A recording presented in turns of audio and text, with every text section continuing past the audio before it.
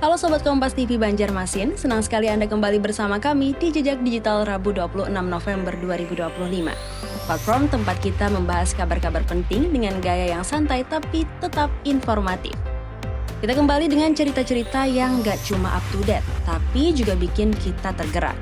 Mulai dengan kisah pilu warga Banjarmasin yang harus bertarung melawan banjirop rutin seperti yang dialami Pak Jailani.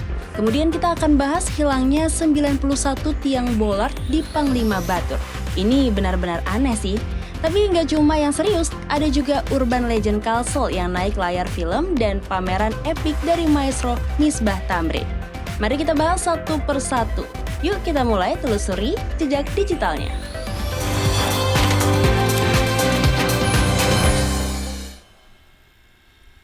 Saudara, kita mulai informasi pertama dari banjirop di Jalan Prona 2 Banjarmasin. Ini bikin pusing banget. Sudah 2 bulan loh.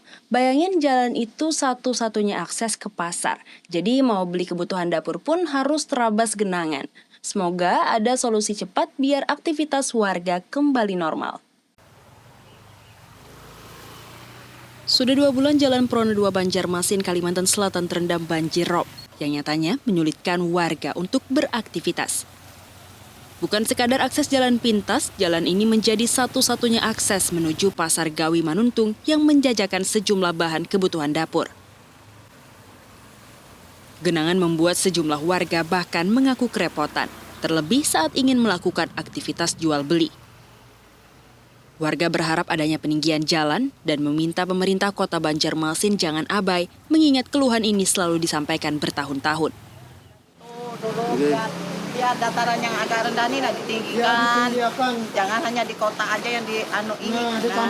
Di kampung kayak ini. Supaya masyarakat nyaman jalan. Soalnya masyarakat ini kan perlu jalanan yang baik, Pak. Ini tiap hari kondisinya memang Ya gini kayak Bu. gini lah kondisinya. Bang sudah. Bila mau ke pasar pasti Iya, sudah main banyu aja, main air lah kalau bahasa Banjar banyu. Semenjak jalan terendam, pedagang pentol di kawasan Pasar Bilang omsetnya menurun hingga 50% akibat beberapa pelanggannya enggan membeli karena harus berjalan di genangan air. Soalnya jalannya nih banyu terus. Ada kalau di sini kan macet terus kendaraan tuh nah. Kawah tuh ditinggi sama jalan tuh Mas. Nah, sama kan jalan tuh ya lah. Ini kering. Jadi orang ke pasar lalu lalang kawah ke sini tuh nah, dia ramai pasarnya. Terendamnya Jalan Prona 2 Banjarmasin diakui warga maupun pedagang selalu terjadi bertahun-tahun. Warga sepakat meminta jalan ditinggikan agar terhindar dari genangan banjirop.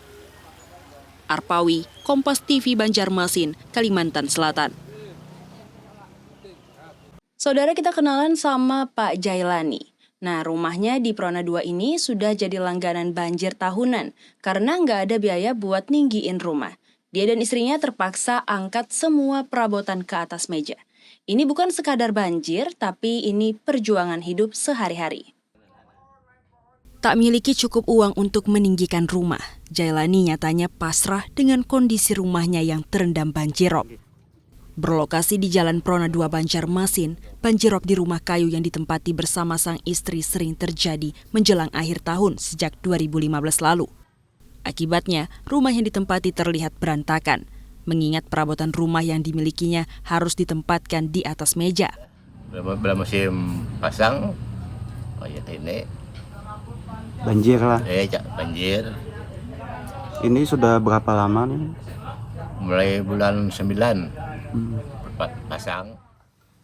Banjirop yang memberikan dampak terhadap rumahnya membuat Jailani mengharapkan adanya peninggian rumah yang dapat dibantu pemerintah. Tak hanya itu, Jailani juga berharap adanya peninggian jalan yang selalu banjir hingga membuatnya harus setiap hari menggunakan sepatu bot untuk beraktivitas saat keluar rumah. Arpawi, Kompas TV, Banjarmasin, Kalimantan Selatan. Kita ke informasi yang datang dari Banjarbaru. Coba tebak, ada 91 tiang pembatas trotoar atau bollard di Jalan Panglima Batur yang mendadak hilang. Tiang yang fungsinya melindungi pejalan kaki ini kok bisa raib ya? Fenomena aneh ini harus diusut tuntas, jangan sampai fasilitas publik kita dirusak. Baru selesai tahap akhir pembangunan, Bollard atau tiang yang berfungsi sebagai pembatas akses kendaraan dari area trotoar di sepanjang Jalan Panglima Batur hilang. Hasan, seorang warga bilang hilangnya besi di trotoar ini terjadi sejak 6 bulan terakhir dan terus berlangsung hingga semakin banyak besi yang hilang. Kita satpam ini bingung ya, ada menjaga entah apa padahal ini ada antreela. Ya per kantor satpam ini kayak waktu cabutnya malam kejadiannya ya. Malam ini santai ada duduk santai lah malam minggu aja anak muda sini bangku-bangkunya ada lawas. Menanggapi hal ini, Sekretaris Daerah Kota Banjarbaru bilang sedikitnya terdapat 91 Bollard yang hilang. Pihaknya telah menginstruksikan agar tiang pembatas ini bisa dipertahankan seperti diisi dengan beton. Dan saya juga kemarin sampaikan juga dengan Kadis PU, mungkin bagaimana lagi kalau memang bollard itu tetap dipertahankan supaya mungkin tidak dicuri orang lagi, mungkin apakah itu diisi dengan beton atau apa segalanya, atau hal-hal lain yang mungkin lebih mengamankan sehingga tidak terjadi lagi pencurian seperti itu. Pihaknya berharap semua lapisan masyarakat bisa turut berperan menjaga fasilitas publik. Juga tidak menutup kemungkinan untuk melaporkan kejadian ini ke pihak berwajib. Nabila Ceva, Kompas TV Banjarbaru, Kalimantan Selatan. Buat kamu pecinta horor, siap-siap, komunitas film lokal kita baru saja rilis 4 film pendek yang mengangkat cerita rakyat dan mitos seram Kalimantan Selatan. Ini keren banget sih, kita bisa lihat hantu-hantu lokal unjuk gigi di industri kreatif. Upaya merawat urban legend Kalsel tak lagi sekadar lewat cerita lisan, namun dikemas dalam karya visual dengan berdurasi pendek. 4 film pendek bernuansa horor lokal yang diluncurkan tak hanya menawarkan cerita menegangkan, namun juga menjadi ruang untuk menghidupkan kembali cerita rakyat yang hidup di masyarakat Kalimantan Selatan. Kisah horor, kearifan lokal, hingga narasi-narasi gelap yang melekat di Kalimantan Selatan diolah dengan pendekatan estetika horor kontemporer. Melalui kehadiran film pendek ini, Urban Legend Kalsel diharapkan mampu menjadi sumber inspirasi sekaligus mendorong tumbuhnya ekonomi kreatif yang disukai generasi muda. Berbagai komunitas perfilman di Kalimantan Selatan turut terlibat dalam pengembangan karya-karya ini. Dengan semakin banyaknya karya visual yang mengangkat urban legend lokal, diharapkan cerita-cerita ini tetap hidup di tengah masyarakat, seraya mendorong lahirnya talenta baru dalam industri kreatif Kalsel. Berkembang saat ini dari 17 subsektor kan 17 subsektor ekonomi kreatif itu kan KKF karena ada 17, salah satunya ini. Hari ini kita Dari penjara hingga kanvas, maestro seni rupa Misbah Tamrin menggelar pameran tunggal di Banjarmasin. Ada 21 lukisan yang menceritakan perjalanan hidupnya. Bahkan ada karya yang dibuat saat beliau di penjara Orde Baru. Seni memang tak kenal batas, wajib banget dikunjungi bagi kamu pecinta sejarah dan karya seni. Di antara 21 karya yang dipamerkan dalam pameran tunggal Misbah Tamrin jelang akhir 2025, setiap lukisan menunjukkan cirinya sebagai maestro realisme kerakyatan yang telah berkarya hampir 7 dekade. Sejumlah lukisan baru berukuran besar menjadi dominasi pameran, memperlihatkan tema alam sungai. Hingga situasi Banua yang jadi sumber inspirasinya selama ini. Di antara karya-karya itu, Misbah juga menampilkan sejumlah lukisan lama yang dibuatnya saat menjalani tahanan politik Orde Baru, termasuk perempuan Nusantara yang hanya terekam singkat dalam pameran ini. Melalui karya-karya tersebut, Misbah berulang kali menegaskan dirinya tidak terlibat PKI meski dipenjara selama 13 tahun. Misbah tetap memegang nasionalisme sebagai sikap dalam berkesenian. Yaitu bahwa saya masih utuh nasionalisme saya. Saya kontrol dari pilihan saya dalam gambar itu.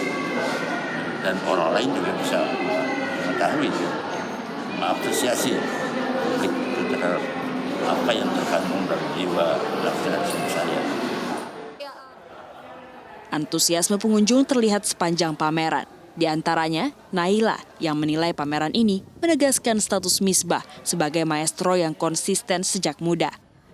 Ya, kalau dari saya sendiri melihat karya-karya Pak Misbah Tamrin sendiri itu pasti karena Pak Misbah itu memang sebagai pelukis ya nasional juga, dan Sidin juga maestro, jadi kayak nggak diragukan lagi gitu nah Kak, karya-karyanya itu pasti nggak pernah mengecewakan, nggak pernah ada yang geser sedikit pun pokoknya dari segi karya dan lain-lain gitu. Bagi pengunjung, pameran ini menjadi ruang untuk melihat perjalanan panjang seorang perupa yang tetap produktif di usia 84 tahun. Sekaligus menjadi pengingat bahwa karya seni dapat menjadi saksi sejarah. Arpawi, Kompas TV, Banjarmasin, Kalimantan Selatan. Nah, itu dia saudara rangkuman 5 cerita di jejak digital kita kali ini. Kita sudah bahas perjuangan Pak Jailani melawan banjir rob, misteri hilangnya Bolat yang harus segera dipecahkan, kreativitas anak muda yang mengangkat mitos lokal ke film horor, hingga karya agung maestro Misbah Tamrin. Pesan utama kita malam ini, mari kita lebih peduli pada infrastruktur dan lingkungan sekitar. Karena dampak buruknya seperti banjir rob selalu dirasakan oleh warga. Dan jangan lupa dukung terus industri kreatif lokal kita. Saya Aulia Tasya, sampai jumpa di cerita-cerita penting berikutnya. Selamat beristirahat dan selalu telusuri jejak digitalnya.